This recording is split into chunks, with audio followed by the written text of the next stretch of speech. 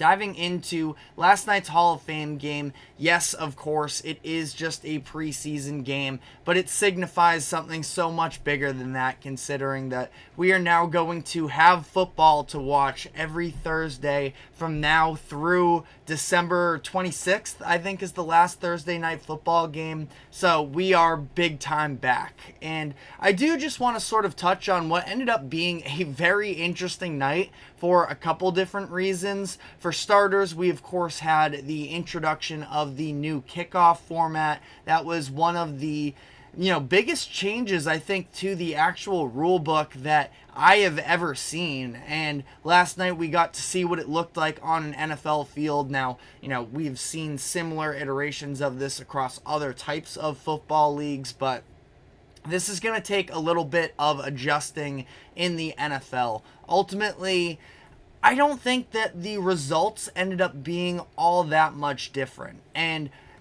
we saw the NFL, they were contemplating the idea of taking kickoffs out of the game altogether, because it just sort of turned into, especially by the end last year, just a nothing play that there was really no purpose to it anymore at that point. And I do honestly think that this could be sort of a fun rule to work into it. Now, I don't even know what the general consensus on this is, so maybe I'm on an island here. But I think for starters, the fact that you can 100% see how much safer it is for a lot of these players, that it, after I played high school football, so nowhere near the same level of athletes you're going up against, but it results in some big time stingers, the way that you have these, again, grown men, top tier athletes sprinting straight towards you, and the whole running back and flipping and trying to lay the block.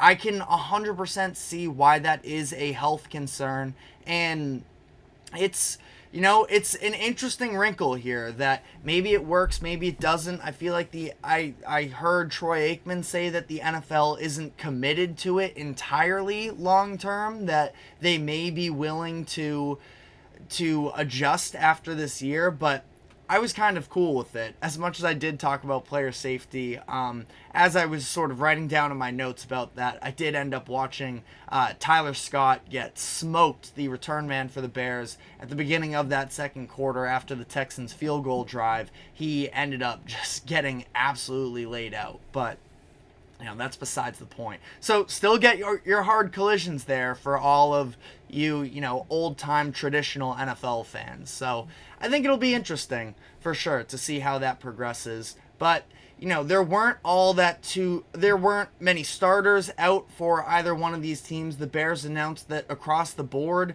they were not going to be starting any of their number ones. The Texans, we got to see a couple players that I was particularly interested in, actually, where they had a couple of their younger starting offensive linemen in Juice Scruggs and Kenyon Green, both for picks in the first 2 days of their past couple drafts, and I think that they ultimately looked pretty good. And the time that they did play for, they were in on the first 2 drives. The Texans were able to score on both of those, got some really good push from the offensive line. So these are 2 players for the Texans that would really be nice to see them develop, as they are going to try and be looking to add more to that run game over the past couple years that hasn't been all that successful. But now you're looking at an offense with CJ Stroud. You feel like you have that pass game, and you could become a really elite, all-around, well-rounded team. But that offensive line is going to have to take a step forward this year. You have some of the more reliable veterans that got the night off. Of course, most notably is Laramie Tunsil at the left tackle position. But again, you still look across the board, they're pretty average. I'd say Shaq Mason, though, is, a former Pro Bowler, I believe, and, it's going to be up front in the middle of that offensive line. Having Green and Scruggs get the reps last night, it was something that I at least was looking for. Obviously, it's not everybody's, go-to scouting report when you come away from this game, but I also liked watching Cade Stover, the tight end out of Ohio State that the Texans drafted this past year. And I really liked Cade Stover in college, and I thought that he ultimately had a pretty good game for himself where he was involved on a few run plays. There was one broken play where Cade Stover wasn't able to get to the other edge and set the block on the other end, ended up getting his quarterback at that point, lit up a little bit, but I do think that Stover ultimately looked pretty good in this game.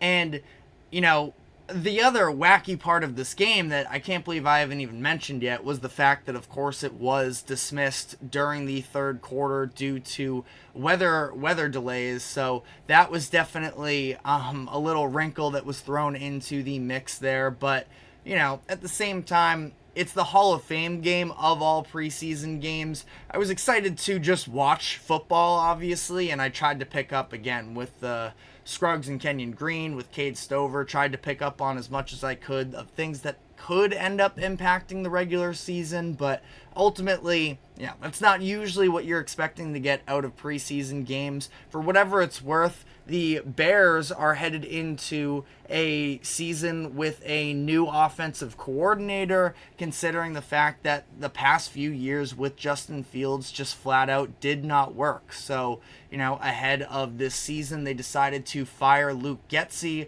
who was with the team for 2 seasons. They bring in Shane Waldron, and the Bears offense looked pretty good. Now, again, who knows how much stock you can actually put into it, but I've talked about the depth of their running back group, that I am fans of Roschon Johnson and Khalil Herbert. We got to see both of them in action last night. I think between the two of them, a combined 10 carries, so not anything crazy, but at least sort of cool to see there. And then ultimately it became the Brett Ripien and Colin Johnson show, where they hooked up for a few big time catches. Colin Johnson able to bring in 2 touchdowns, had a couple impressive passes. So, for whatever it's worth, the very first look at Shane Waldron in Chicago looked pretty good. We'll have to obviously see it continue to happen with actual starters in the game, but just again, something that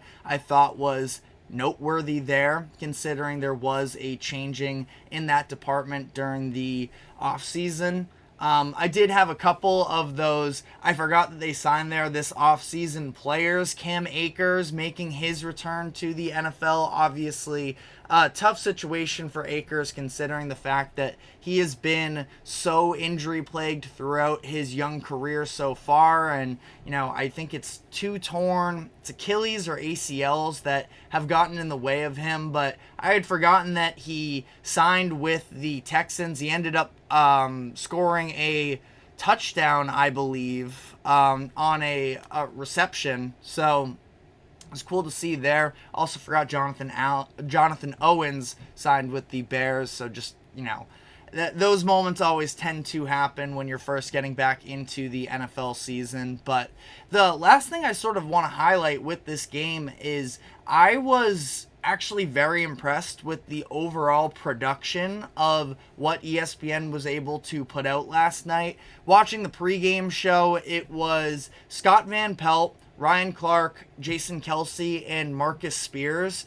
And frankly, with ESPN, it seems like at times they sort of lean more so into the narrative and entertainment stuff as opposed to giving quite as much insight into the actual sports at times. Not going to name names here, but last night I thought they did an incredible job with everything, where Scott Van Pelt, he was really hosting the overall, studio show. They were sort of in and out with the rest of the players. Marcus Spears and Jason Kelsey, I thought that they were both tremendous. Ryan Clark as well during the halftime show when he was in with just Kelsey and SVP. That went really well. They did another segment as well with just Adam Schefter giving some news updates. So it kind of felt like a Scott Van Pelt NFL Live type of show, but actually inserted into a game situation. And frankly, I just feel like that's not something that we see happen all too much with a lot of these networks, where it's actual drawn out thoughts as opposed to